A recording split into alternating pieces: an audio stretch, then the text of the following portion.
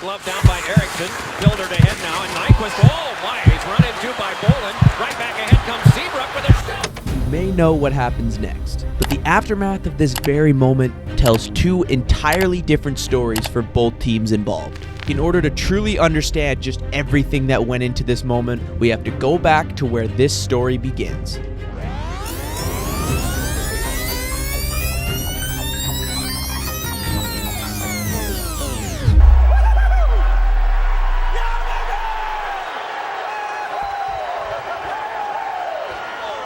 On June 9th, 2010, Chicago reached the pinnacle. Lifting the Stanley Cup for the first time since 1961, they had completed the mission, and for fans, a standard was set. But the next two seasons for Chicago were nothing but disappointing. After they won the Cup, Chicago knew the cap hell that they were about to be in. With contract extensions from Kane, Taves, and Keith all kicking in when the next season began, Chicago would need to shave $13 million in cap space. With many moves needed to be made, few could predict just how different their team would look when the new season began. For starters, just over 2 weeks after they won the Cup, they'd strike a huge deal with Atlanta, offloading one of their most valuable pieces from the Cup run. Then 6 days later, they'd trade Kris Versteeg to the Maple Leafs for some prospects, and the day after that, they'd make another trade with Atlanta, letting go of Andrew Ladd. And this was just the beginning. When free agency kicked off, Adam Burish and John Madden would cash in, jumping ship to Dallas and Minnesota respectively. Next up, Cristobal Huet left for the Swiss League, and then an offer sheet from San Jose would make everything that much more difficult. After the Sharks' 4-year, $14 million offer was accepted by Nicholas Hjalmarsson, Chicago knew they couldn't afford to lose him. So after matching the contract, they were forced to let starting goalie Antti Niemi walk. After losing many crucial members of the 2010 team, Chicago would have just enough cap room to sign John Scott, Fernando Pisani, and Marty Turco as the replacements. But after they only signed one goalie, this meant there was finally room for prospect Corey Crawford to get his chance. And just like in net, after they lost so many players from their roster, Chicago had the room to give more prospects a chance. But as the season kicked off, Chicago were just above 500 heading into the new year. With players performing just about as expected, the biggest hole in the first half of the year seemed to be between the pipes. For the first half of the year, Marty Turco was the starter, but after Corey Crawford got on a hot streak in January, he was given the starting role and he never looked back. With the help of a few small trades at the deadline, Chicago would barely scrape into the playoffs. But sitting up at the number 1 seed was a familiar foe. Although there was a 20-point difference between these two teams, Chicago still had a really good chance to... After Campoli gifted the Canucks the series, the next offseason saw even more roster changes.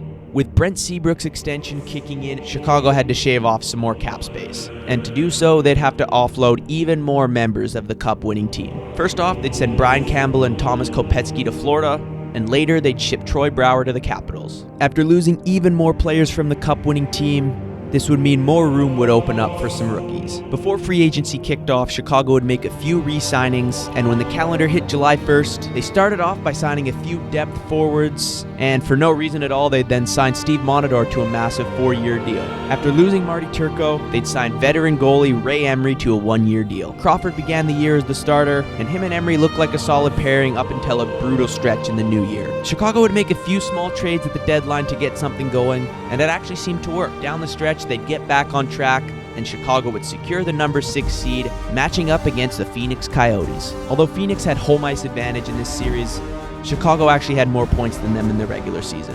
And with Phoenix losing in the first round the last 2 years, Chicago seemed to be the favorite. And when the series kicked off, the critics seemed to be right.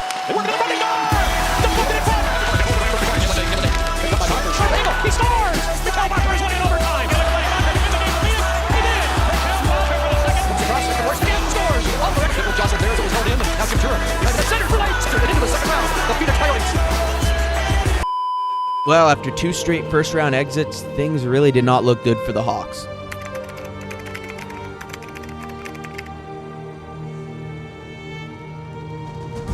In the offseason, they'd only make a couple small moves, and as they headed into the 12-13 season, we're not prepared to open another season until we have a new collective bargaining agreement. After the announcement of the lockout, the season wouldn't start until January. But when the season did start, it was clear that something was different. A perfect storm of superstars going above and beyond, rookies coming in and contributing, and both goalies catching fire helped Chicago achieve the unthinkable. To start the season, they'd go 21-0-3, setting an NHL record. Although their streak was ended almost 2 entire months after the season started, they'd stay hot the rest of the way and clinch the President's Trophy. Apart from picking up Michael Handzus at the deadline, for the entire season their roster would practically remain the same. And when playoffs rolled around, their first round opponent was going to be the Minnesota Wild. Although on paper this looked like a total David versus Goliath matchup, Minnesota weren't to be taken lightly. After they made 2 massive signings in July, goalie Nick Backstrom would have a career year and would end up leading the entire league in wins, with Minnesota arguably winning the goalie battle when Game 1 rolled around. And he pushes off and he tweaks something. He needs to be helped off the ice by the trainers. They get him to the bench. He can barely walk. After this, it was simply a cakewalk for Chicago.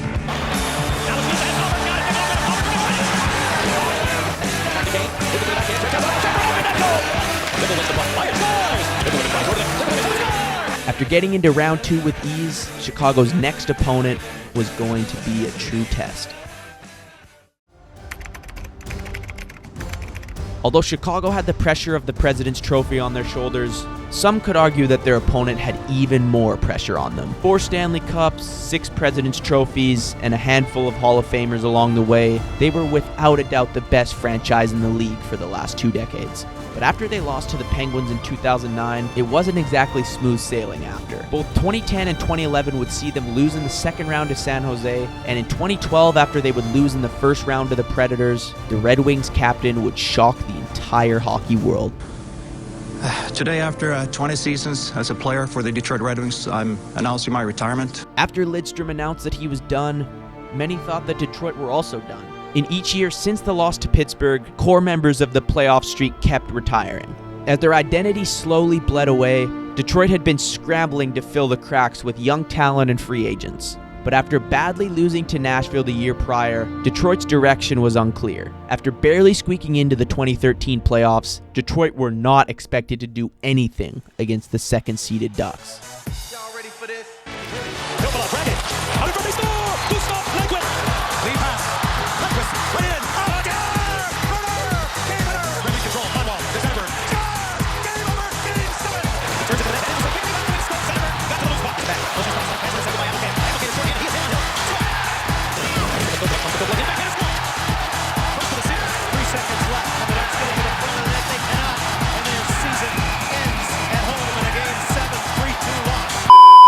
After pulling off the unexpected, the Red Wings found themselves in round 2. With the future up in the air, if Detroit lost this series, all signs would point towards the playoff streak coming to an end. And if Chicago lost, it would raise serious questions of if this core would ever be able to get back to the top. Chicago were obviously the favorite, but after the big upset, it was hard to count out the Wings. When the series began, it appeared to be going just as expected though. Thanks to a game winner from Johnny Oduya, Chicago would convincingly take Game 1. And when Game 2 rolled around, things seemed to be going just as good. Y'all ready for this? People again, and hit shot, he scores! One with Pittsburgh, and now they think they jerk it, never, they want to score! 7 and a quarter gone, and the third, a chance down to Brunson, he scores! Brunson on, couple of carries on, crossover, score! Control on that shot. Nyquist brings it in, crosses over, score! Played by Roosevelt, can't get out with it, go right back to Eaves, and a save, and a rebound, score! Brunson able to bring it across and drag it on, let it over to that, shooting it, shot, right off the plate, and counts! Centering pass, again, back to the line before Yakimov got away, With Chicago down 3-1, the tempers were seriously flaring up for Chicago. Scoreless in the playoffs so far, Jonathan Toews was clearly feeling the heat after Game 4, but Game 5 would prove to be the turning point. Bickle scored early, Shaw doubled down in the second, and just a few minutes after the second goal, Jonathan Toews would have his moment.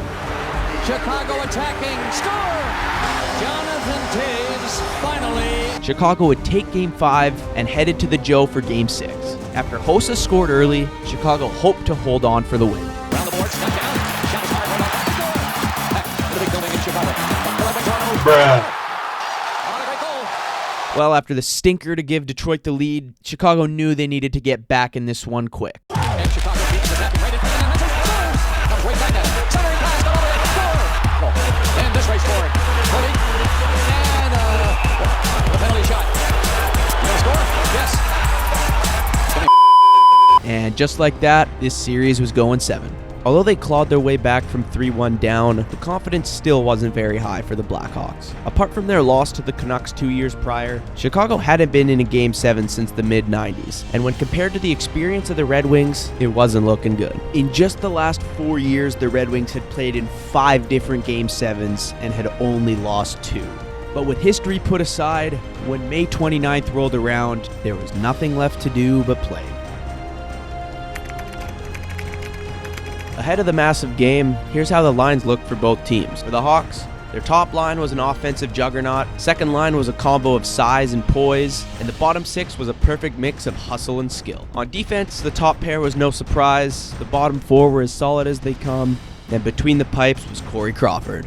For the visitors, the top 6 was a perfect balance of skill, size, and speed, and although the bottom 6 didn't look great on paper, they'd been providing a great amount of offense so far in the playoffs. The top pair on D was a couple minute-munching Swedes, and although Detroit's depth on D was much weaker than that of Chicago's, Jimmy Howard had been playing great between the pipes all playoffs long. The United center anxiously watched on, the puck dropped, and it was time for the game. In every game but one this series, the team who scored first went on to win. And early into the game, both teams seemed to know this. Bickle tried to play further, stood up by Smith, brought on by Brodnik, and saved by Howard. You get that puck, that first save under your belt. Here is Nyquist trying to chase it down and coming across. Further for Leddy to take. Pursued by Miller. Nick Leddy able to step to center and take his own pass. He's got Taves breaking, and a shot save, and a rebound. On for Eaves. Duels with Jalmerson, coming by with it now as Smith fed one around in front, save, made by Crawford. Jalmerson trying to push that one on through, came out front, and Cater is stopped by Crawford. They still poke away. As tempers flared early, both teams were... Wait. Where's he going? Eddie, Detroit doesn't have Ralph Filppula on the bench right now, so that's going to lead to some juggling. There's no way he's already hurt, bro. With Filppula still in the locker room, Chicago looked to pounce on the short-handed Red Wings. And it popped right out in front, and then is left behind for a shot back into Howard.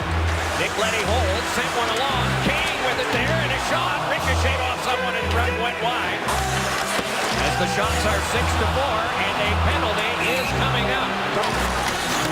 And Cleary moves ahead. Second wave of the power play out for Detroit. Jakob Kindle with it there. Kindle across for a drive, save, rebound, oh, and another one. All Detroit territorially now. Laid by Cleary, onto the back. Drive! And that was blocked around in front. Scramble for it, but Crawford. Dahlberg turning with that. Firing one. Backstop Howard. Rebound. Poked by Howard out in front. Taken there and hustled toward the net. Lead pushed back by Miller. Led to the back down to Fraud. Stepping in. Shot one hit. The side of the net. And then eventually hustled back out and played up the wing to Bickle. Toe dragging a shot. Directed up high. Off behind. Taken further by Andrew Shaw. Shaw with a wraparound attempt that's blocked by Howard and covered. Leddy coming out is Shaw.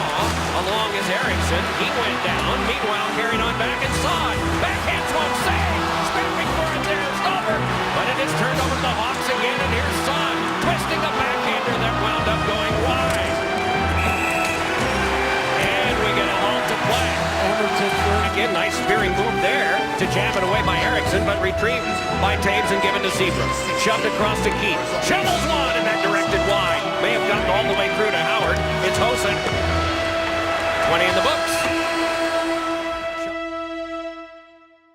After a scoreless first 20, the long change in the second period was bound to blow the game wide open. Puck kicked along now for a shot by Hunzers. That's a pass around behind it. Kane. One shut off by Howard by Bronson. Kane drifts to the outside, open alley, and his shot is turned right back out again. This is the period of the long change, and the Red Wings defense doing that right now. Moving back in his shirt, dropped it back off around Hosa, and then just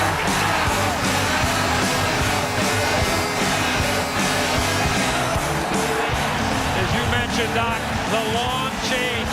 Cromwell and Erickson slow getting off, and you're right, Eddie, no chance. After a bad change led to the game's first goal, Detroit needed to get back into the game quick.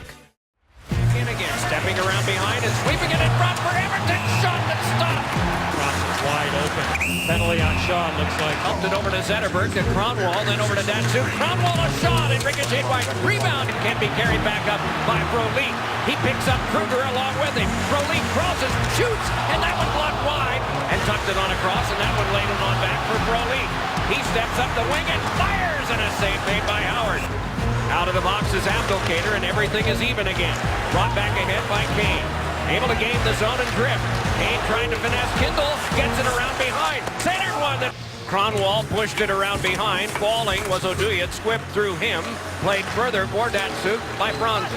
Datsuk led it to the back. Kindle there. Shooting one that's blocked right back. He's able to force it on. Datsuk got it to Abdelkader. Slipped one in front that's held off by Crawford. They scramble and poke away. Set it up for the carry back by Shaw. Flips it back up the wing for the carry on by Stallberg, and the shot turned aside high. Center with 4 3/4 minutes to go. Here in the second and 3-on-2. Led to Stallberg. Save! Howard! Forced right back and a lot of table tennis between the blue lines, but now Kane trying to go around. Kane a backhander and a rise by Zetterberg. Puck came loose to Cleary. Cleary shoved it to the back. Pitched on across now to Eriksson. Moves in. Fires! Floated it along. It got on out to center. Pursuing his Kindle on his Shaw. Save! Howard rebound cleared away. Stepping ahead is Bronson. He's got Abdelkader. Gets to it and the shot is sealed up by Blaze with 2 seconds to go. And after 2. As the buzzer sounded, Chicago were 20 minutes away from wrapping up the game and completing the incredible comeback in the series.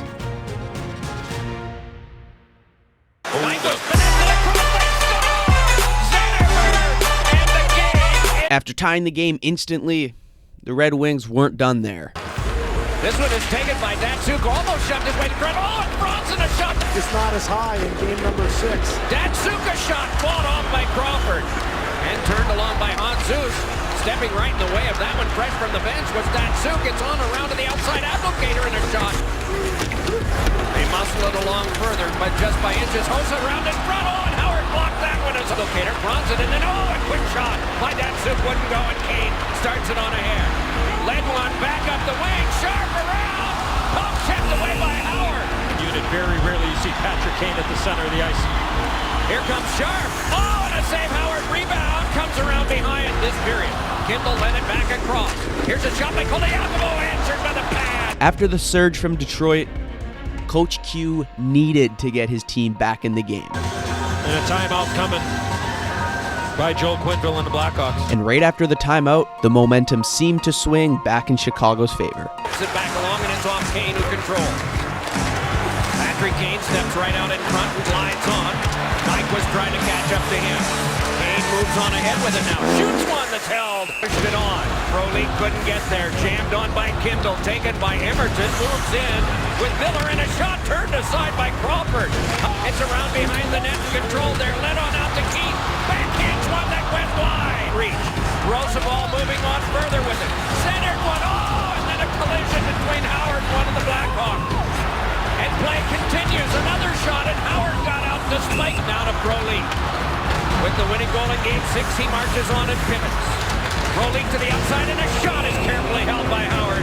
2. In huge games like this, oftentimes an unlikely name comes up huge. And just as the game seemed destined for overtime, an unlikely man would step up as the hero. But into the path of Zetterberg.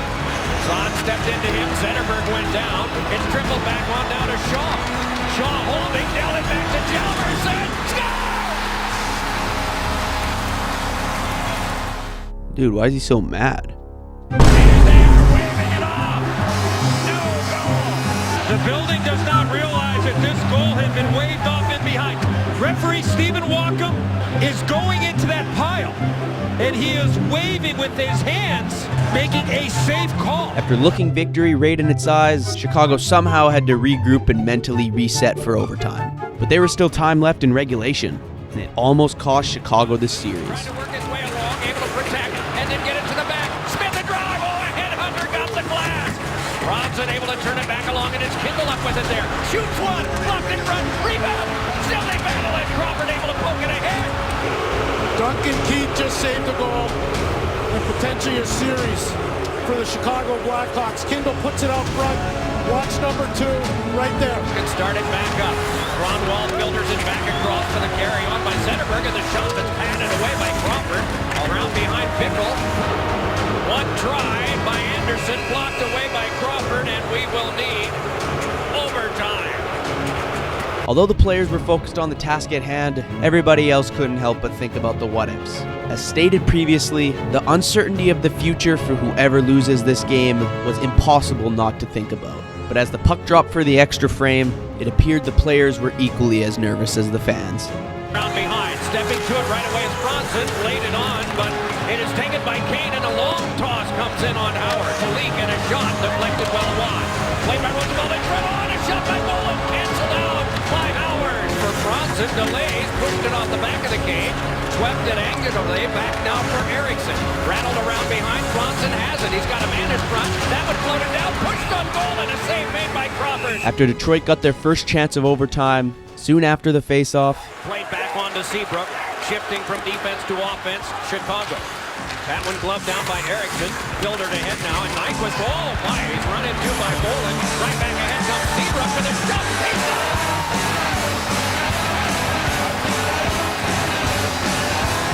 Well, the big hit by David Bolin.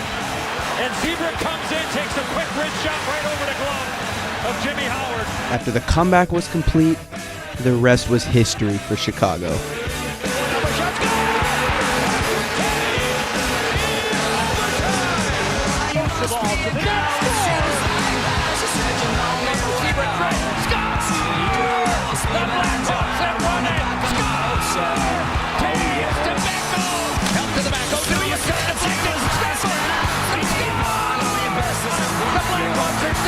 Champion!